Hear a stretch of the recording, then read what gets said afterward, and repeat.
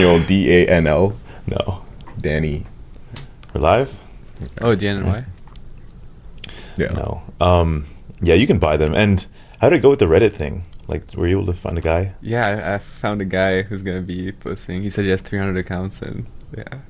These bot farms. Really? Yeah. Try to create some organic responses. Oh, what? Oh, what we were talking about before. Yeah, without seeming like an ad. We'll say the context so that way. I see. So I mean, yeah, like he's working on an app, right? And then basically for the advertisements for the app, he can have organic people talking. Yeah. I'm telling you, bro. 90% of the internet is bots, dude.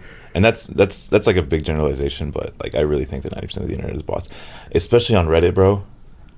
Yeah, they monitor stuff, but there's some accounts, like if you go to their account page, they always like subtly promote the same thing, you know? Yeah. And so that's what I can imagine that is, right? Like a bot farm where you can just pay them to like subtly promote your product. Yeah. And it's getting super important now because LLMs kind of pull data from Reddit a lot when they answer questions to you. Bro, I've seen guys that like will consult your business on like how you can optimize for LLMs to be able to like target your ads or like be able to pick up your ads, you know, based on like keywording and stuff. It's PageRank all over again, right? Isn't that the same thing? Yeah, I think what's happening is like the market is now like LLMs. It's like bots. It's no longer people. Yeah. I think there's more bots crawling, and like you got to optimize like whatever you're trying to build, right, for these bots. And it's like now it's like okay, it's like the dead internet theory where it's just That's like okay. Are we even talking to real humans here, or are we just talking to some like guy who's running? It's just bots talking to bots, right? Yeah, it's crazy because it's like you're trying to advertise for LLMs to be able to read your stuff. But when does a human come into the part? You know, yeah. When you have to hit the pay now, like the Apple Pay. Double tap. That's it, dude. I mean, we're getting to the point where the LLM can buy stuff for you. So I think PayPal just released something in that sense. Oh, okay. So even there. Really? Yeah. Would you just give your credit card to like a robot? Hell no, dude. Hell no. I don't know. I mean, what is it? What do I need it to do? Like most of the LLM use cases, we talked about this yesterday, but like most of the kind of AI agent use cases for like personal use are kind of stupid in my opinion. Like I can book my own hotels, I can book my own flights, and I can like text people back manually. I don't know if that like has any. But like the mental overhead for that. You know what I mean? Like 5% of your mental load. Dude, it's like okay, like let's say your dad's asking you like, okay, when's your flight? You have to go to your United app, wait for that to load. It spins up, and then you click on it. It spins up in terms of like in getting the ticket right, and then after that you wait, you get the the time, and then you send it. That's itself like 30 seconds to a minute of my life that's just gone, and I've just context switched that as something that I could be spending my time thinking about now. It almost feels like overkill. And I mean, like, I can imagine how your dad feels about that. Say your dad does text you and ask you what time is your flight, and then a robot responds. He's gonna be like, dude, just respond to me. Well, he doesn't know it's a robot, right? That's the thing. But if he found out, then he'd be pissed. But I don't know. What else were we talking about last night? We kind of touched on this, like the AI thing. I guess like give your take on the utility of AI and it becoming a utility in the same way that like electricity is. Oh, like why I think it's going to be a utility? Yeah, that or like what you heard in the podcast where they were comparing it to like airline things. Oh, that one. Yeah. Like how like airlines are. Yeah. And we're talking about consumer utility. Consumer utility, yeah. So like there was this graph that I saw where basically airline companies haven't made any money since the invention of the aircraft. Through all the boom and bust cycles, obviously there have been people that have made money, but like effectively running an airline is like a net negative, and it's actually the bank that and the point system that these airlines work with that actually provide the value. That's where the market comes in. And it's because like airlines are effectively a commodity. Everyone needs it to travel around, especially in the US, right? You can't get between states really easily with the train. Yeah. The fastest way is with an airline. And so I think it being a commodity is what made it not super profitable, is what you're saying? That. Yeah, that is kind of the thought process. Or like, even computers are like that.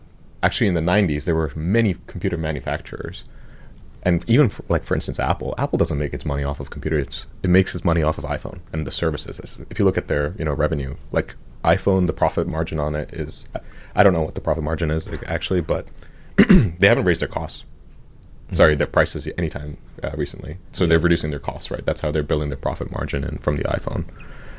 Inflation's going up, but all their percentage gains in their profit comes from services and all the other parts of the ecosystem that feed into the iPhone. But if you look at their Mac business, I don't think they're making a crazy margin on it. Yeah, right? Probably not. The iPhone's the moneymaker. Yeah. But I wonder, like, why is it? Because I mean, you can kind of like reverse engineer the reasoning, right? Why is it that they subsidize like the airline industry so heavily? Like, why do they want us to have this so bad? Traveling? Yeah. Like, if it wasn't a profitable entity, then they just wouldn't serve it to the public, It's like a need. Like people need it, right? Yeah. I guess that's fair. Yeah. Like, Like is the barrier to entry low, maybe? for airlines? For someone to make an airline and compete? That's usually what drives the price down at the end, no? It's also very regulated, the entire industry. Right, oh yeah. So I don't know. But you know what they say, like if you're a billionaire, if you want to be a millionaire, start an airline. Certain airline, yeah. Well, I did hear that. I don't know if you guys heard, Spirit just like ceased operations, right? And I don't know if it's real or not, because they could easily just be bailed out and then they're back in business. But they shouldn't be bailed out. That's crazy. Probably not. I mean, they shouldn't be. Yeah, you're right. But yeah, either way, they just like ceased operations, and they say that like these low cost carriers are the reason why airline prices don't just go like shooting through the roof. Because if you have a competing flight, say you want to go from LA to Fort Lauderdale or Miami, and Spirit has for $79, like the service sucks, but it's $79, Whereas American Airlines or Delta or anything else is like $400. Yeah. So it kind of like keeps that ceiling. It anchors it. Yeah. It anchors it, yeah. But I don't know. So how does that translate into like the AI thing? So like right now we're like at the very early stages. It's like when aircrafts were just invented, maybe like a year or two in, right? That's the equivalent for LLMs and basically AI. But you can see it, like you can apply this technology in every digital good right now that is provided in society. Like on your phone to like, if you can just like tell like your phone like, hey, book this reservation, it'll go onto the app and then look at your calendars, contact your friends, and it does all that, orchestration and feeding people in, and then that the automation layer is what I see AI doing. And like we haven't even come across all the use cases, right? Like there's images, like you can quickly edit images. You don't need to be a Photoshop expert, or even like with the videos, right? Maybe we can see a world where like, you can edit videos quickly with just these tools. So that's why I think it's just like a baseline for at least the digital layer. Yeah. And maybe it'll hit the physical layer at some point when we have robots and stuff. I could see that. But is automation a necessity to be able to use our technology? Because that's my thing. Is like,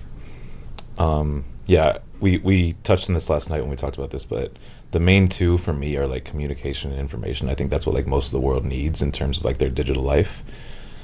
Are you able to communicate with your friends, family, whoever else, and are you able to get information when you need it? Yeah. Automation does not fit in that same category to me in the sense of like necessity when it comes to people using their technology. Is there like an argument for automation being, foundational to us using our tech? Or is it more so just like a nice to have? Because in my opinion, it's a nice to have. I think what it is like we come across a new technology, like when the iPhone first came out, right? It was just like, oh my God, this is like a step function better than any other phone out there on the market, right?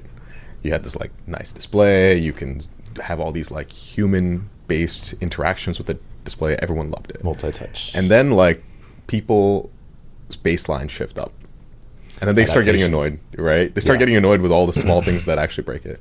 And then that's what I think AI is. It'll fix a lot of those things that people get annoyed with, like, oh, I don't want to misclick things on my phone, or like, wait for the loading screens and stuff like that. It's mundane. Yeah, mundane stuff. And then after we hit a new baseline, there'll be something else. Adaptation. Yeah. And then that's how the cycle continues. Yeah, we see automation, like a good example maybe that happened like a few decades ago is like elevators, which used to be like manual. And now you're kind of used to just pressing on a button and go up a few floors. And I still get annoyed with the elevator. Yeah, now there needs to be a step above that, right? There needs to be something better. It's like I should be able to like cancel the floor or something, or like, I don't know. That's true, dude. I hate these buildings in the Bay Area where you can't cancel a floor and you have to like, tap your badge and then press the button outside of the elevator. Yeah. Inside you can't do anything. You just have to wait for it to take you places. But yeah, I don't know. The step function thing is interesting because, yeah, I still don't know if there's like a gap. You know what I mean? Like, obviously with elevators, there's a gap in the sense that like we want this to be automatic for us. Is there a gap where like we want something? Because I feel like, yeah, if you listen to AI CEOs talk about this, they try to propose the fact that there's a gap because they're AI CEOs, Yeah. But realistically, if you talk to the day-to-day person, ask them like, what is the gap in your technology? It's different from asking a software engineer, but I don't know, dude. Like, I can't imagine that anybody really sees any gap or friction in the way that they use their tech. Do you guys think there's a gap to fill? I think the first gap we're starting to fill, like we were saying yesterday, is like access to information and like kind of democratizing access to good information, good sources, learning things quickly. Beyond that, I'm not sure if I see others. I don't know.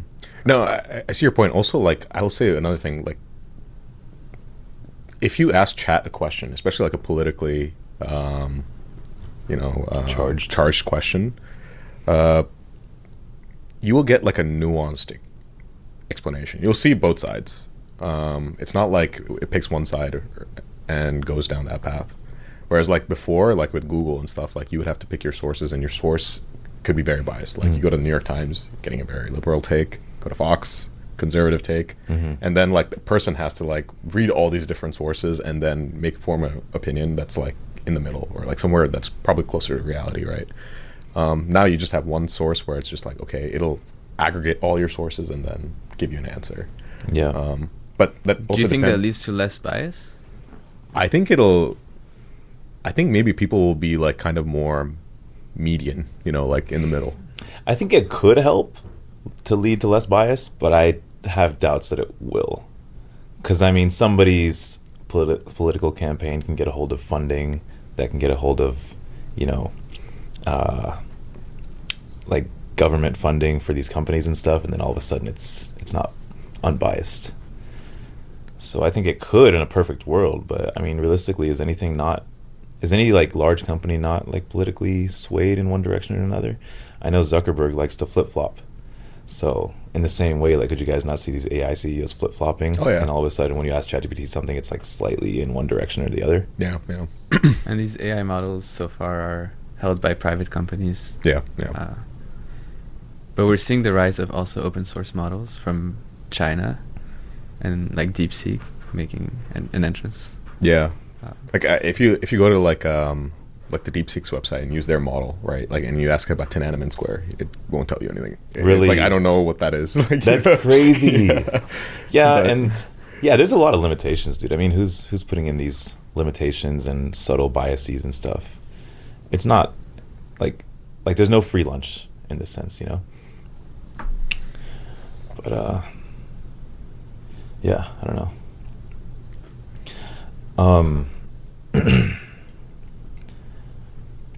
Have you personally tried to like ask ChatGPT like political questions? No, I usually don't. I ask it dating questions. You know this. Dating questions. Like, how do I approach the situation? Yeah. Yeah, I don't know. Wait, what do you use it for? Just work? Just work stuff, dude. Oh, okay. Yeah. And that's the thing. I think this is why I'm like the wrong person to ask. Because I went from like so far being such a like tech fanatic and advocate for more tech to like the complete other direction where I'm like, I don't even want to use a phone anymore. You've been burnt Um, out. I think that's what it is. I think I've been burnt out, yeah, to some extent. And also it's like, I don't know, you look at Pavel Durov and it's like you would think he would be like the biggest tech shill in his position, just owning Telegram. But he's like so anti-tech, you know? So I think I'm the wrong person to ask with this type of thing, where it's like, when it comes to using LLMs and using AI and using tech to try to make your life better and, you know, increase your quality of life, I'm just like so anti everything. So I'm anti smart home, I'm anti Internet of Things, I'm pro like free and open source software. So it's hard for me to like advocate for these AI use cases. You know what I mean? Okay. So I only use it for work. Only for work. Yeah. How about you, Malik? I mainly use it for work. It's kind of my new Google, I would say. Yeah. Finding information, and even some administrative stuff. Yeah. So you don't seek it out for advice on anything? Not really, no. But like, you are asking for work. You're asking for advice on work. Advice on work, yeah. But you're not asking for advice on anything else? Not in personal stuff? No. I feel like that's the boundary I haven't hit yet. But it sounds like you're doing that. Yeah. I feel like a good chunk of people are doing that. I would think that nowadays there's more people doing that than not. Yeah. But I would encourage people to not do that. I don't know. I mean, it's hard to say, because on one side, like, yes, it is good to have something to bounce your ideas off of and have like a sort of rubber duck where you can just talk things out, you know, and kind of like mentally model things. Say it's like relationship stuff or family stuff, or you want to, you know, fix up your routine and get in the gym and stuff like that.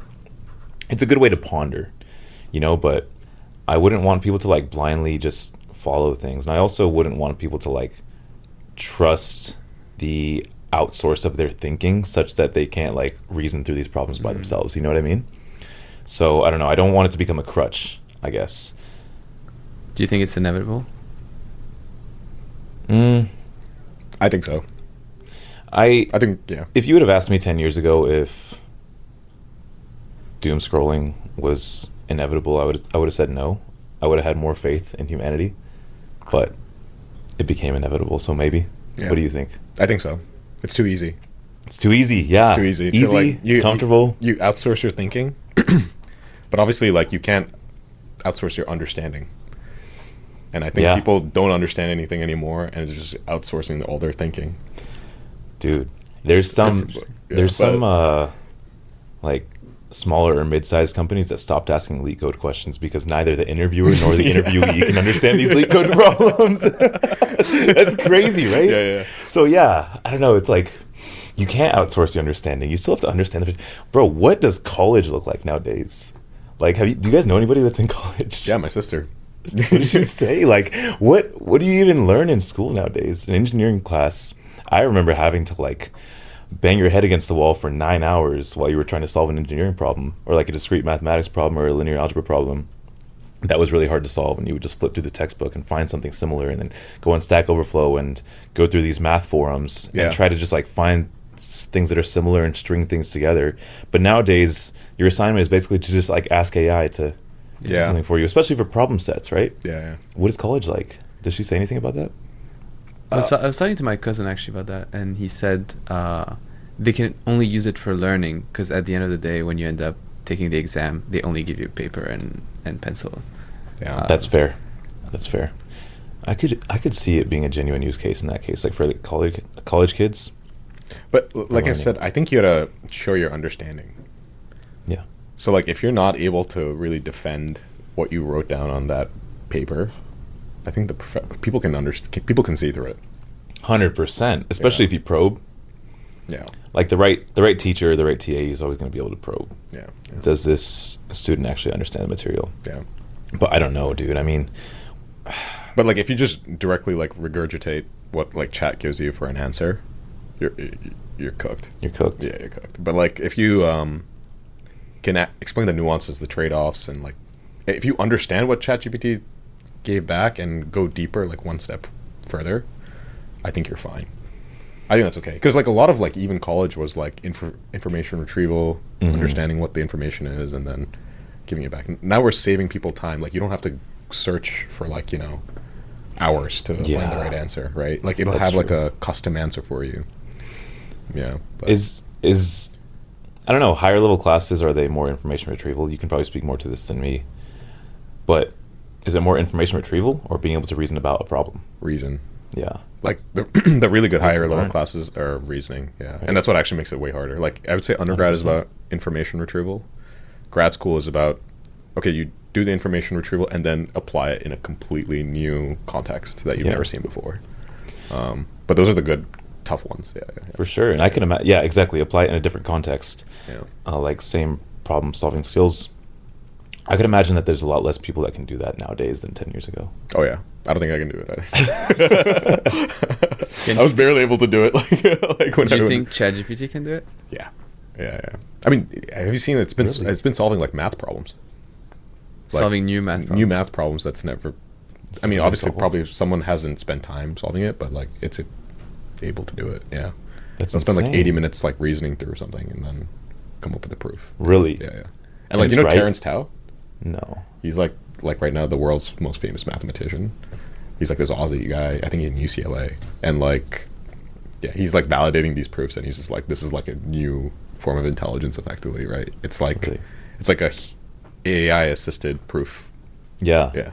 So how valuable is the intelligence? Like how far can we progress as a society with the, what is that? What does Dario say? The data center of superhuman intelligence or something like that. Where does that take us? Like, is that useful in any way if we just have like geniuses? I think so. We always run into more problems. Like, I mean, we had COVID a few years ago.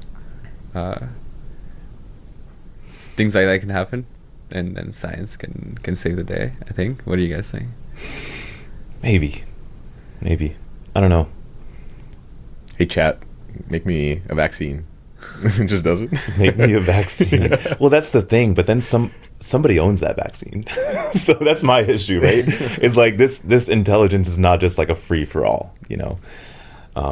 Like who owns the means to this intelligence and what are they going to do with it? I don't know, dude. I mean, I could imagine that like if any college student had super intelligence in their pocket or via their laptop, like that could be awesome. But where does it get us as a society, and like who owns the gate to that intelligence? You know what I mean? Yeah. But I don't know. I mean, in a perfect world, maybe it's like we have this data center of geniuses, and we're able to like solve real problems as a result of it. I don't know if that's the case. I don't know if that would be the case, because I would think that it would become profit driven to an extent. But do you think most people care? I think most people on an individual level care. But like, if you think about it, like they have numbers. Like I think under 5% of people that use chat pay for it. It's some super low number, right? So like most people don't care. Yeah. Don't care enough to pay the monthly subscription. Yeah, and like the models you get if you pay is like way better than what you'd get like if you were, you know, just on the free plan. And so like I think going back to the commodity thing, I think it's like people just want it to be worth $0. Yeah. People just expect intelligence to be free. A utility. Yeah, utility. It's like running water. It's like electricity. Yeah. I mean, they got used to Google being free and just filled with ads. Yeah. But it's insane. It's an actual insane technology, right? Yeah, for sure. Yeah. Being able to Google search something is still like unfathomable to me, and how like quickly it can return like hundreds of thousands of results. Yeah, it's incredible. But then, that became... That is definitely a step function from looking through books, right? 100%. Yeah. But I don't know if I want to call it a Trojan horse, but it's definitely like, you know, they enshittified Google, because you used to have ads. Yeah, exactly. Well, not only ads, but like the page rank, right? Used to be able to like quantify the quality of a search result based on like its placement in PageRank. But now, and that goes to like citations and stuff for like academic things, and like I think it's whatever article gets cited the most in PageRank gets like higher up in the algorithm or higher up in the result. But now it's just like, okay, people got a hold of that and we're able to like hack it. and advertisers got a hold of that and were able to like hack it, you know. So it just became enshittified. So I wonder if the same thing will... It's like pay to win. Pay to win, exactly. Yeah. Pay to win, and it's like the quality of your results when you Google search something, it's just not as good as it was maybe 10, 15 years ago. I don't think I've Google searched in a year. Yeah. Really? Yeah. Yeah. But this is what I'm saying. So like if everybody has, or I guess if we have access to this level of intelligence, like who owns it and who's going to have access to it, and, you know, maybe it's like maybe it's pay to win again. Yeah. Whoever can pay the most to get the access to the best intelligence gets that, and everyone else is left subsidizing via like advertisements or whatever else. Yeah. Yeah. I can't imagine it won't be enshittified, but who knows? Question: would you guys, if you guys had a teenage son or daughter, say you guys had a teenage daughter, would you let her use ChatGPT? No. No. I think that answers like all of our questions, right? It's like you gotta actually think a little bit. You got to think for sure. And also it's like, I don't know.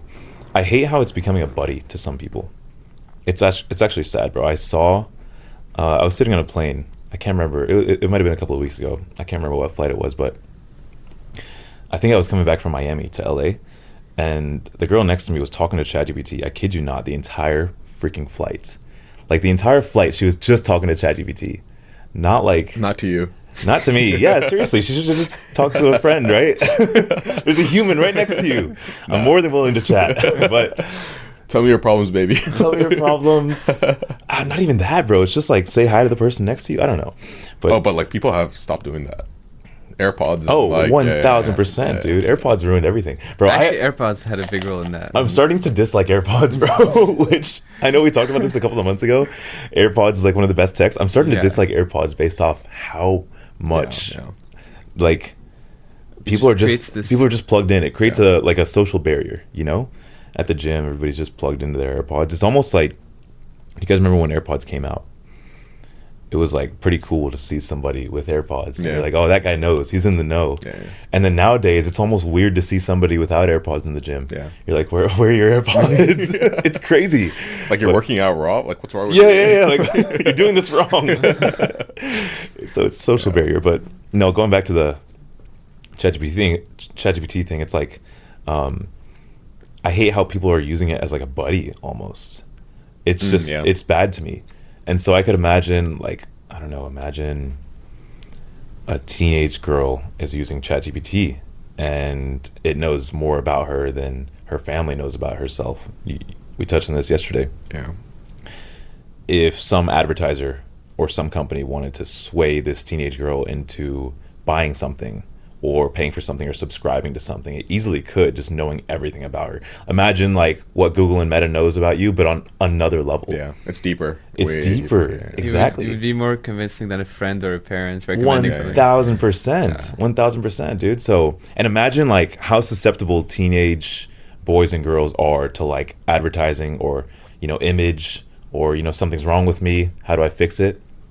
If ChatGPT subtly can sway you, then we have an issue. Yeah. So you wouldn't let your kids use ChatGPT? Oh no, definitely not. Would you let your kids use a phone? No. Really? See, that's the thing. That's based, right? But it's also like, bro, if you wouldn't let your kids use something, why do you use it? This is what I ask myself. Because I'm like, at this point, I wouldn't want my kids to have a phone until they're at least like 16, 17 years old, you know? Yeah. Frontal lobe is somewhat developed. Because, bro, I mean, algorithms are so powerful nowadays, and not even AI, just like doom scrolling in general, it just gets you hooked, right? It's that dopamine fix, that dopamine hit, and I wouldn't want my kids to be susceptible to that, you know.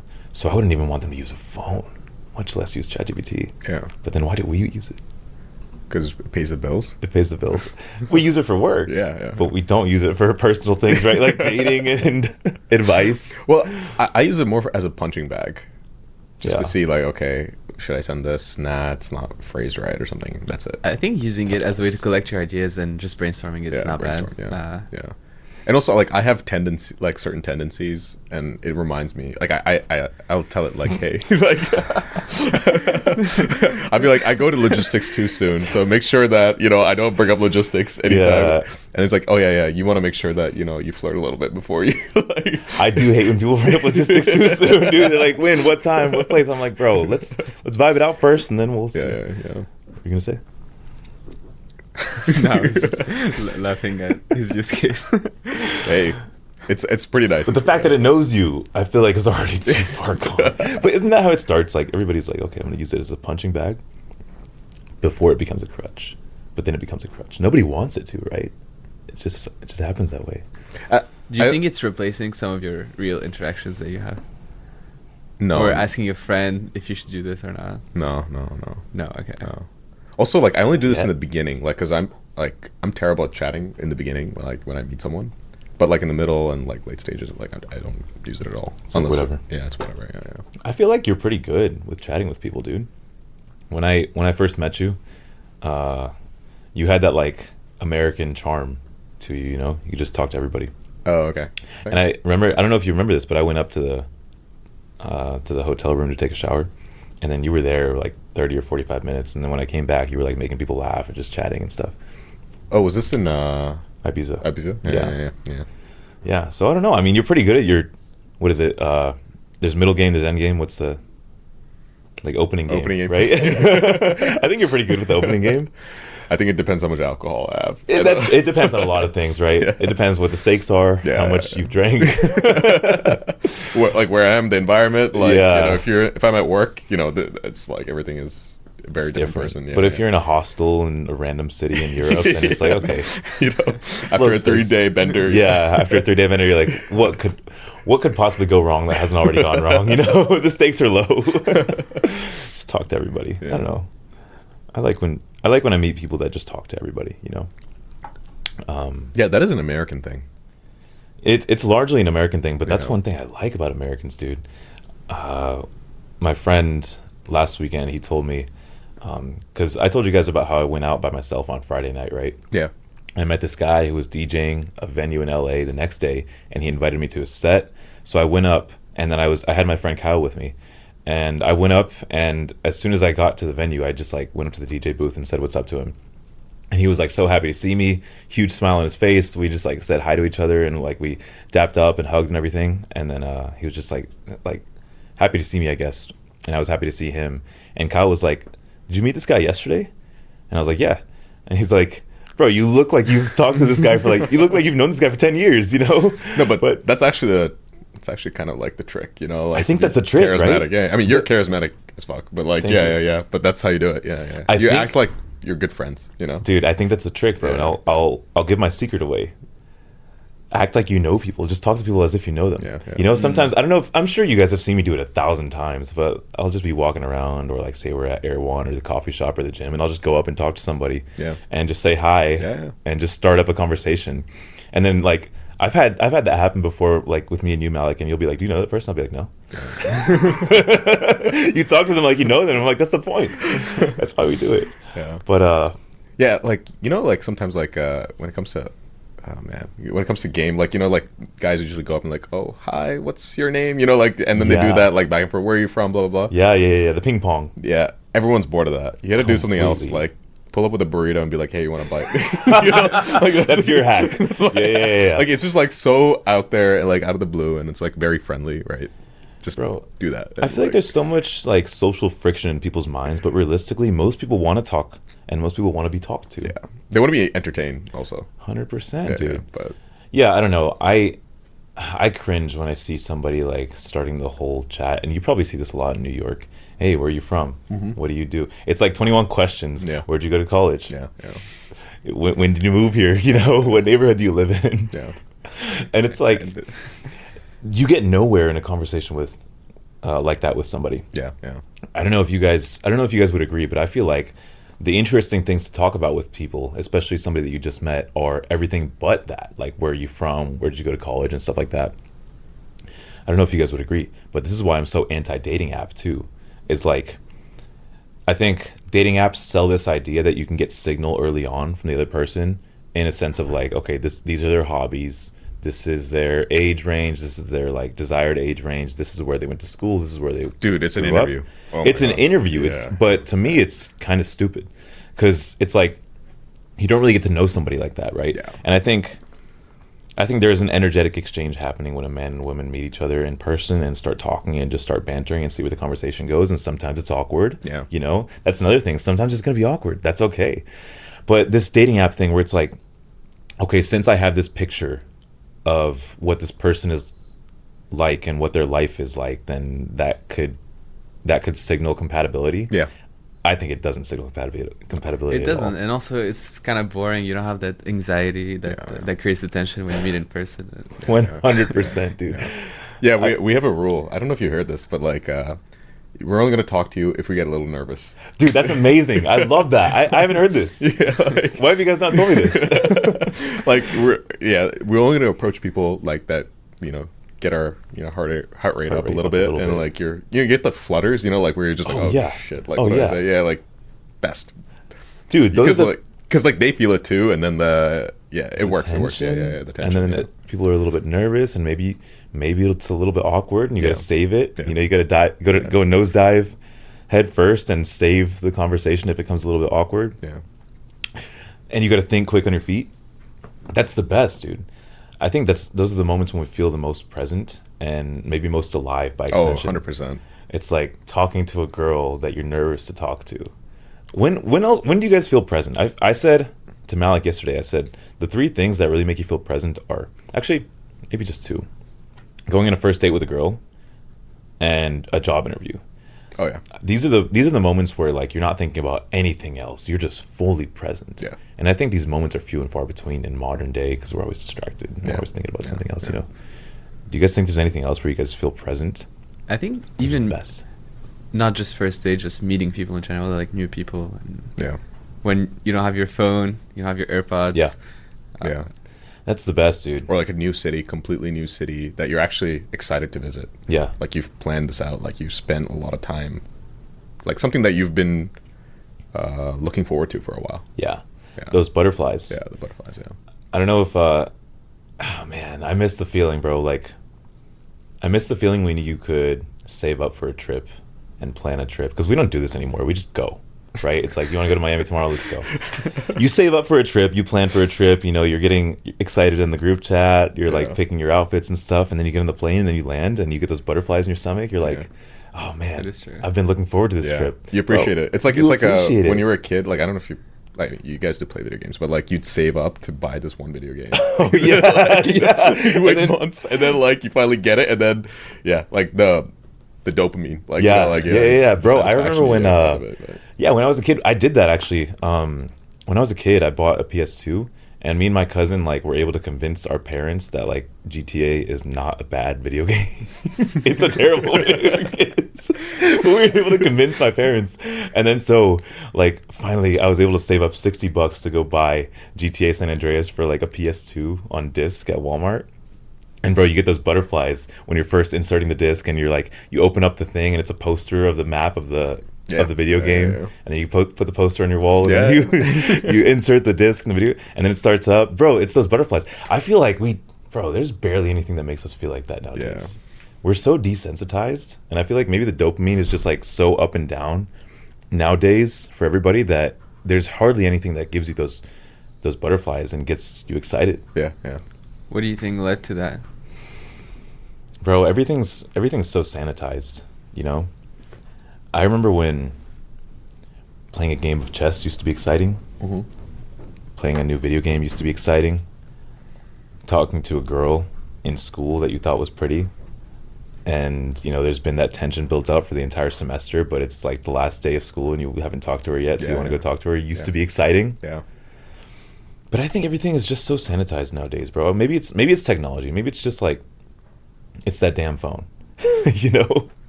We talked about this when we were in Mexico. Yeah. But I think everything is just so like sanitized and so like process oriented that nothing feels special anymore. Nothing feels spontaneous anymore. Like not much gives you those butterflies. Even when you start a new job nowadays, bro, it's just a laptop and a badge. You open the laptop, log in. Okay, same thing as my last company. It's just different code base. Yeah, You know, like nothing feels exciting and novel anymore.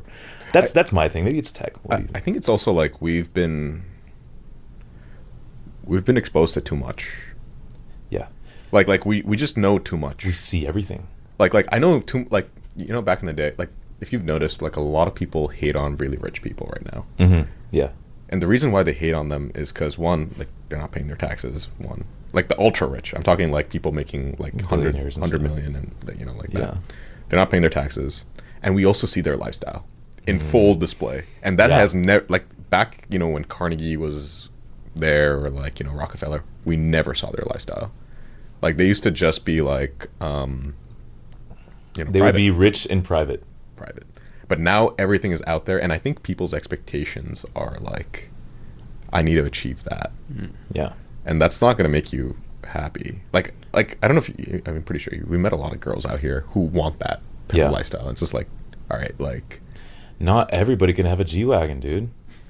Right? Or can everybody? but you I know, don't know, can everybody your do it? feed will tell you everyone has a G-Wagon. Yeah, Pink, exactly. Electric purple, you know, like all Purple with a giant bouquet of roses. Yeah. That's not real life for most people. It's not. But I don't know. I mean, on one side, I totally agree with you that it's like we see everything, right? And It's too much. historically, we're Yeah. not used to seeing everything. We're not used to going everywhere. Bro, if you want a plane ticket from LA to Dubai, you can get a plane ticket from LA to Dubai tomorrow. Yeah. And you can just go anywhere in the world and For a do grand. anything you Yeah, want yeah. and see anything you want. And you get to see other people's lifestyles and you get exposed to other people's lifestyles and you're like, well, why don't I have that? You know? Realistically, that's never been the case. Like, maybe if you go back even just 100 years, if you grew up in a town, your town was all you knew. Yeah. That's it. You know, you didn't see people driving supercars in Miami when you open up your phone on Instagram. Yeah, yeah. And you didn't see people like going to luxury beach villas in Dubai and stuff. It's just we're so overexposed. Too much. Yeah. And I think that's also what's messing our. That's why we don't get the flutters anymore, because we've seen Yeah. it. We're We've seen it. overexposed and we're over entertained. We don't Yeah. get bored enough anymore. Yeah. We have to get bored more. Yeah. I said this 2 years ago, dude, and it reigns true still today. Just be bored. Right? Whenever a kid, next time you're talking to a kid and they say they're bored, just say, It's a privilege. Be bored. That's a privilege. You should be happy to be bored. Bro, yeah. But yeah. When I was a kid and I would tell my mom that I was bored, she would say, if she didn't want to smack me for saying that, she would say, all right, I'll give you chores and I'll give you something to do so you're not bored. But, Yeah, Malik, Yeah. what are your thoughts on being bored? I think being bored is great, yeah. When was the last time you were bored? bro, this guy couldn't walk from my apartment to like the coffee shop 2 blocks without pulling out his phone and scrolling through stuff. Yeah, it's become too easy to just get entertained Yeah. from your phone. And honestly, the city I just moved to, New York, probably doesn't help. It's pretty entertaining. Dude, it's always you're always tapped in, you know, there's Yeah. always something. It's the ultimate dopamine city. Right? Yeah, it'll fry your dopamine circuits. Yeah. It took me a while to get out of it. I was gonna say, after living in New York for what, a year, 2 years? 2 years, yeah. How does it feel to be out? It's like It took like 6 months. your to brain must be yeah. fried. It was, yeah. Yeah. It took 6 months to like regulate again. Yeah. But then I met you and I started hanging out with you a bit more, and so like. And then it's just right It back went up. back. Yeah, it's right back up. Always something happening, always something entertaining. Bro, it's so funny. But Yeah, I don't know if you guys can resonate with this at all, but going back to the thing we were talking about, like butterflies and there being stakes, and when you go talk to somebody, it's like you don't want to talk to them unless it makes you nervous. you know, I was sorry, I'm cutting you off. Oh no, go ahead. Did I ever tell you, like, I met a PhD who was working on like the concept of like love, like, or like dating apps, like sorry, not the concept of dating apps, but like how does a match happen, like why does it happen? The ELO and all I remember you talking about this. Yeah, and like he was focused on trying to build a dating crazy a dating app where you could pass in your, like, you know, your physical clothes to this like service, right? And they'll do like pheromone matching, which is like the most like SF, like, you know, like That tech sounds very bro SF, type yeah. of like solution. But I told him, like, and he's done his PhD on this, so he spent years, like, you know, looking at different angles at which, like, to make compatibility more of a thing, and or like to figure out compatibility quickly, or based instead of just like a visual inspection, right? Mm-hmm. And I told him like, hey, look, you know, the reason why dating apps or suck is because like you're only seeing like one angle, which is like the visual aspect. You're getting like an idea of the person's intelligence based off the, you know, the small blurb that they put, but not really. Right. And you're getting like, you know, basically their, you know, their resume also. Mm-hmm. But like when you go up to someone at a bar, and a lot of people, like there's a stat that like Gen Z people don't do this. Yeah. Like you go up to someone at the bar, like you're seeing their height, their presence, their aura, like, you know, like how their smell, right? Like there's so many their facial things, expressions. and there's also the risk element, and that risk element actually is a signal that you won't get in any other platform except real life. Completely. And it's that risk, I think, that also makes a person attractive. Like you're willing to take a risk, or you know, like, yeah, I can see that, because there's no risk on Tinder, right? There's no risk on Hinge. No, it's like, okay, this didn't work, next. Like, you know, like Well, it's interesting too, because I think a lot of the time people don't know what they want either. So it's like you could say that you want a person of a certain IQ with a certain background, and a certain age range and whatever else, and then somebody that just like comes and, say for in a girl's instance, in a girl's mind, somebody comes along that might sweep you off your feet. Yeah. And that has none of those check boxes checked, but still just sweeps you off your feet, and you want to go on a date with him. You don't really know why. Yeah. It wouldn't happen on Hinge. Yeah. You know? Yeah. Yeah, but yeah, it's interesting. What I was gonna say is that to me, I don't even really try to optimize for the best possible outcome anymore. I more so just try to optimize for the most interesting outcome. And I say this to you guys a lot. It's like, yeah, you might be taking a risk by doing a certain thing, but the risk is the point. And for me, I'm like, I don't necessarily need to like try to optimize. I more so just want some action. And I want to introduce some unpredictability, you know. You think that leads to better outcomes, or it's just more fun outcomes? More fun. Yeah, dude. Chaos. I mean, chaos. Interesting. Yeah, the most interesting outcome, right? Yeah, I don't know. I try to lead my life this way, because it's like, what is life if you don't optimize for at least like an interesting outcome, and if you don't optimize for feeling alive, you know? We just talked about it, like those moments when you feel nervous and you feel, by extension, alive, are so few and far between. But I try to get as much of those moments as possible, you know? I wasn't even really that upset about it when I was swimming in Malibu a couple of weekends ago, and I got stung by a pack of jellyfish, and my whole body was red, and I thought I was gonna have to go to the hospital because I was getting like swells and everything all across my body.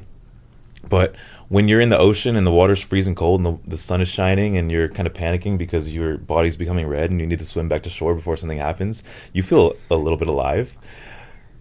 I don't know. It's weird. I wasn't even so upset about it.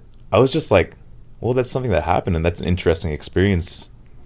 If you look at simulation theory, it's like optimizing for the most interesting outcome, not necessarily the best, right? So that's an experience, and I got to experience it, and I didn't die. So cool. We'll check that off the box. I don't know if you guys feel that way or not. Maybe I'm crazy. I'm gonna hop in the ocean too and see what this gets, dude. Yeah. But in life, you get stung. Yeah. But at least you tried. Yeah. At least you went out and rolled the dice. It's a lot more fun. Way more fun. 100%, dude. I don't know, bro. Like, that's an interesting follow-up. But do you think people are less likely are taking less risk these days? 100%. Yeah. Like compared to like maybe like 20 or 30 years ago. Bro, I think our society is very comfortable nowadays. Yeah. I think the quality of life, and Malik, maybe you can speak to this more, but I think the quality of life in America is largely a lot better than other parts of the world, you know, and we're pretty sheltered and we live a good quality of life. And I think as a result, it's like, well, why would I want to take a risk, you know? Yeah. If I have a decent life and a decent job and I can pay my bills and I have food and I have an apartment, why would I want to take any risk? Which is a reasonable take for sure. But I think, people get used to that. And also it's like, people get too used to that to the point where even if you're in a position where you can and should be taking a risk, say your age and your finances are all in the right place where you should be taking risks, you're still scared to take risks because you're so used to it. You know, you're so used to this lifestyle. There's a stat that like when a human loses something, or like a person loses something, they need 3x of what they lost in order to feel the reverse of that loss. Really? Yeah, 3 times. So loss hurts more than a win. Than a gain. Feels good. Yeah. So if you even have a 2x gain, it's not going to feel as good as like a 3x. Sorry, as just like, 1.5. So that's bad odds, right? Yeah. It makes people very risk averse. Right. Very risk averse. Yeah. And I mean, I feel it all the time. Yeah. You know what I feel when I hear that? To me, it's exciting. And Because it gives you a 3x edge if you're... Exactly. Well, not only that, but it's like, all right, well, now I have to try 3 times harder to get it back. You know? Maybe you don't even need to try as hard, but you might get it like 3x. Yeah. Right. Yeah. So interesting. Yeah. So I take it that you assume that people are a lot less like risk averse, or people are a lot more risk averse. Well, there's another thing. Like, Americans are so wealthy. Yeah. Compared to the rest of the world, dude. Yeah. Insanely wealthy. I don't think most of us realize how wealthy we are. No. Because like any visitor that visits from outside, the first thing that they complain about, everything's expensive. Yeah. Very expensive, right? But if you look at the happiness of people, it's dropped. Mm-hmm. And it's like actually below average compared to like where it used to be. Like people who are making, good money, like, 300, 400K, are living paycheck to paycheck, Yeah. And it's crazy. Which is crazy, right? Yeah. But it's also like because, they're throwing money in their 401k, they're throwing their money into like other assets, right? Mm-hmm. Into savings. Maybe that trip to like, Bali or whatever, right? Like, and it's like the lifestyle creep is coming in. And I think it's also because like we're just so exposed to what rich people do. Yeah. And we're constantly comparing against that like 1%. And that plays even more into happiness than having enough money to meet your needs. Yeah. Dude, I used to be happy just going to the local taco truck and, 100%. 100%. Now it's like, bro, now we get like... Now we gotta go to Mexico. Bro, now no, not even that. We spend like a few $1,000s on a dinner and we're like, nice. It's crazy, the adaptation. Actually crazy. Yeah. But I don't know if you guys have ever been on Blind. I made the unfortunate mistake of getting on Blind. And I'll see these people like saying their like net worth and total comp in the Bay Area. It's like, oh yeah, I'm making like $600,000 as a senior engineer at Meta, but like my wife hates me and my kids don't respect me and I'm unhappy, and I'm like, well, it sounds like something's out of alignment, Yeah. There's so many people in the Bay Area that live like that, dude. Oh, make so much money, but the happiness just goes down. So low, yeah. It's crazy. Yeah. How do you fix that? What do you tell these people? Leave the Bay. Leave the Bay? Yeah. That's pretty good advice, yeah. No, I love the Bay. All you guys left. I'm the only one there. 10 minutes. Yeah. I don't know, Malik, what would you say to these people that make so much money, but their life is objectively unhappier than somebody who lives a much simpler life? I would say they're probably optimizing for the wrong thing. Mm-hmm. They see this number as the goal and they're trying to increase it, but really they should step back and learn how to live a good life and enjoy it. Take more of those risks. Get bit by a, what was it? Jellyfish. Jellyfish. Yeah, get bit by a jellyfish. Yeah. Get stung by it. Yeah. It's interesting, dude. Right. Yeah, we have a friend, and we won't say his name in the podcast, but he blew up his life just in the past couple of weeks. Oh, yeah. Leaving the stable relationship, leaving the stable job, moving out of the stable city, All 3 of these at the same exact time. And it's like, bro, to me, that's the best thing he can do right now. Because especially knowing him, it's like, that he's built for this adventure. We were talking about this yesterday. Like, some people are just more wired for, like, adventure, Chaos, yeah. Chaos, maybe a little bit of chaos, yeah. And it's like, everybody's wired differently, but if you experience this life where things are just, like, so comfortable and you're living in the Bay Area and you get on your shuttle and you go to your office where everything's nice and safe and the food is free and you're making a shit ton of money for doing basically nothing. Yeah. And not nothing in the sense of work, but nothing in the sense of like output for the real world.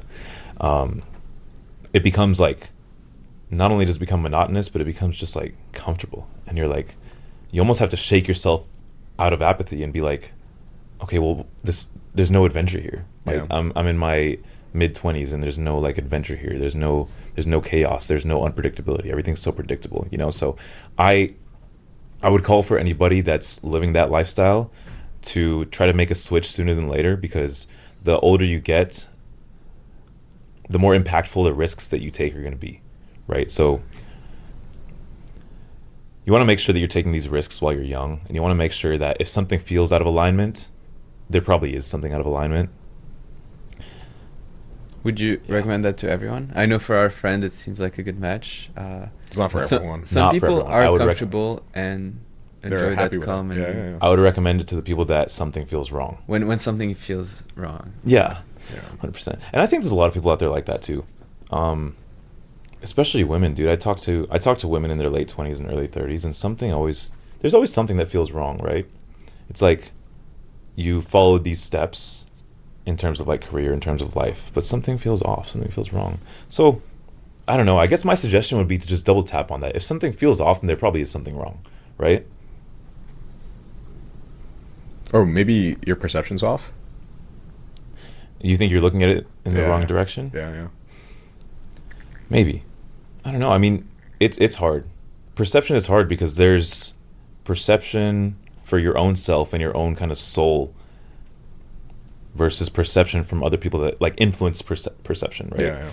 Because if we talk about this stuff, like leaving your job and, you know, taking risks and stuff, if you take it from your parents' perspective, especially if you're like a first generation student, they're going to be like, what the hell are Like, you what are you doing? doing? Yeah. So there's that influenced perception, but yeah, it could be. I don't know. I would suggest that like people follow or at least double tap on what their soul is telling them, you know? Double tap, double click. Yeah, double click. Yeah. Yeah. Yeah. And try to not be too influenced by even blind, like kind of creates Oh, yeah. normalizes those that's I got it from blind. 600K and Yeah. Dude, it makes you feel normal. Yeah. it makes you feel normal. Instagram makes it feel normal too when you Yeah. see all those posts. Yeah, but most people on this planet will never earn that much money. 100%. Yeah. That's like 1% of 1%, bro. Yeah. Like by the time we got out of college and got our first jobs, that was 1% of 1% in terms of like the world, Yeah. which is crazy. Yeah. But yeah, you have to remind yourself that this is not real life. Yeah, a lot of these things are, you know, right place, right time, right country, right economy, right time period. Yeah. A perfect storm of things added together to make sure that you were able to like do that and have that opportunity. And don't squander it and be appreciative of it. Do you think if people were more religious, this would not be as much of an issue? Like, meaning like the sense of like... Hedonistic adaptation. Yeah. 1000%. Yeah. Religion would definitely help here. Yeah. Dude, I think the biggest thing with people living out of alignment is that people strive for a certain purpose or a certain sense of meaning, right? And there's this issue amongst like very high achievers, even like among athletes too. It's like, you know, you've done all the things, you've say won a Super Bowl or you've gotten an Olympic gold medal or something like that, or you've worked your way up in the hedge fund and now you own your own fund or something like that. There's this question of what's next. Yeah. You know, like what's next? Now that I've peaked, now that I've climbed this mountain in terms of my career, like what's next? What do I do with my life? Like, why do I still feel unfulfilled? Yeah. And I think the reason why some of these people feel unfulfilled is because they don't exactly have a purpose that's bigger than them that they're living for. So this ties into that Naval guy that you sent me the podcast of, where he says like you should strive to live for something else, dude. And I feel this so much to my core. I'm like, it became a huge unlock when I started living my life for something else, some greater purpose than just myself. I think you have a ceiling and you cap yourself when you're just living for yourself, dude. Especially us as young men, we don't need much to like fulfill our own needs. But and that doesn't have to be religion, right? It can even be family, exactly. friends. Exactly. So then you extract it out and you're like, okay, well, once I'm living for something else, like once I care about my kid more than I care about myself, or I care about my religion more than I care about myself, I can push a lot further. And I know that I'm not just trying to fulfill my own sort of like hedonistic and human desires, but I'm more so just trying to like fulfill the creed of a religion, or make sure that my kids are always good and fed and safe.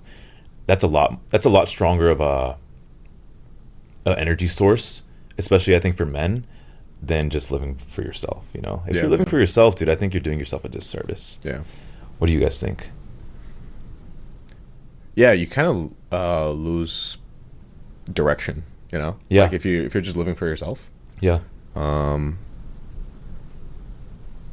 And there's only so much we need. Like Yeah. at the end of the day, you're gonna reach a limit. Yeah, yeah. Like Bro. I'm allowing the lifestyle creep to happen in my life. Yeah. But like to be honest, like I'd be happy with like a futon and like 100% ground beef and rice. Yeah, Dude, I would Like- be so happy with just like ground beef and rice, and as long as I can hit the gym and Yeah. hit the weights and Yeah. hit the boxing gym, I'm good. Uh, But you need like dependence to like keep you kind of Sharp. Sharp, yeah, yeah. Give you purpose. yeah, and give you purpose. Yeah, Yeah. 100%. I think it's like a man's search for meaning, you know. But realistically, the answer is kind of right in front of you. Kids and religion. The two things that I advocate for, these two things so hard, dude. And it's the two things that I feel like society is advocating against: having kids and being religious. Yeah, why do you think people don't want to have kids? Is it cost? Or Yeah. is it like they want the like Opportunity cost also of the time that you're gonna spend. oh, they could be doing something It's else? so interesting though. What else is there to do? I don't know, party in Miami. Yeah, that's true. No, but realistically, it's like, how often do you do that? You do that like a couple times a year, you know? Yeah, dude. Like, going back to what you were saying about how like Americans are so rich and so comfortable. Yeah. Bro, people in other countries, like I can speak to Mexicans, they'll just have kids. Yeah, yeah. They won't. They That's the won't part. really- That's the pastime. Yeah. That's the pastime. It's like a hobby. They won't really consider like, okay, do we have enough cars? Do we have enough baby seats and strollers and beds and bedrooms? Just have kids. Just make it work. Right. They just make it work, you know? And that's kind of how I think maybe a majority of the yeah, world is, right? yeah. In the second and third world especially. But us Americans, I feel like we look at it differently. We're like, okay, you know, we want to make sure that we have a college fund, and we want to make sure that we have cars, multiple baby seats, multiple strollers, and all this stuff that you need for kids, and we want to have a big house and everybody has their own bedrooms. It's like it can become like analysis paralysis just from a perspective of having this like ultra comfortable and ultra predictable life. Yeah. You know what I mean? Yeah. So I don't know, maybe we need some shakeup, Chaos. some chaos. Chaos. Yeah, yeah. Maybe that's what we need to do. We need to introduce chaos into society. Maybe our Yeah, mutual less- friend had less something. planning, less- Maybe he had something there. Less planning, more unpredictability, more chaos. You know, maybe that's what Trump has been trying to do the entire time. Just introduce more Let's start a chaos. war here. Like, listen, start a war here, do a tweet there, crash the stock market there. There's chaos. There's action, you know? It's less predictable. It's less comfortable. I'm not advocating for this at all. But I'm saying, you know, sometimes humans need this unpredictability, right? There's the rats experiment where it's like, if they just get unlimited food and unlimited breeding, then they just like they start killing each other and like eating each other, don't they? I don't know. You tell me about the experiment. No, have you guys not seen this? Yeah, there's like You just made this experiment No, up. maybe I did. No, I swear. Maybe I'm making it up in my mind, but I swear there's some experiment somewhere where it's like you give the rats everything they need and everything they could ever want and make them comfortable. Yeah. They start like eating each other. Oh, I see what you mean. Because they're just too comfortable and there's no unpredictability. Oh, I know about the experiment, the rat experiment that they did, where they put, oh man, what was it? They put a button in a room. There's nothing. It's just like a room, and if the rat pushed the button, it'll electrocute them. And I think they got. Oh man, I think there was like a cocaine drip. Okay, never mind. I don't remember. Well, anyway, yeah. Going back to the But religion thing, dude. I think religion has become a life hack for me in my life and the way I approach things. yeah, I think it's such a life hack because it's just like the trump card for everything else, right? Because like you can reason about certain things and the reason why you do things and the reason why you approach life this way up to a point. But then after that, it's like, okay, what's the point? If you're not religious, then you have no answer to that question. You know, like what's the point of striving in your career so hard? What's the point of going to the gym every day if you're already strong? What's the point of trying to show up and be the best version of you can, not just for your friends and family, but also for greater society? Best man that you possibly can. so you're saying like a purpose that's above just even your family. Exactly. It's above Okay. us. It's above, you know, humans in this life, and it's above family, friends.